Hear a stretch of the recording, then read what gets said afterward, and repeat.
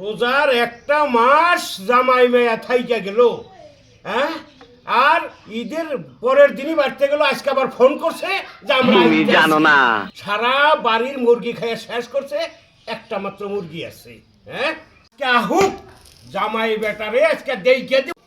তুমি তো তোমার বাবার বাড়িতে যাবে, তোরা বার হুসুর বাড়িতে না গেলে ভাল লাগে না, বুঝছো? হুসুর বাড়িতে যাবেন নাকি আমার জি বেড়া লেল লেল করে, বুঝছো? তাতে নো বাড়িতে তো খেলেও খালি আলু ভর্তা, আর হুসুর বাড়ি গেলে খালি রান পাই। No no no no no হাইরে যাই রে হুসুর রে, খাই বেড়া দিছে। তাতে নো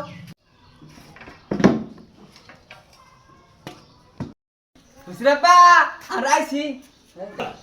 আরে তোর শ্বশুর আব্বা কে বল? আমার 18 বছর তোর শ্বশুর আব্বা কেনা? আমি বিয়েই করি না। তুমি আই ভাত দিবে না, ভালো করে কও, তাই তুমি মেয়ে ভাত দিয়ে দিবে। বাদ দিয়ে দেবো না, কি করবো?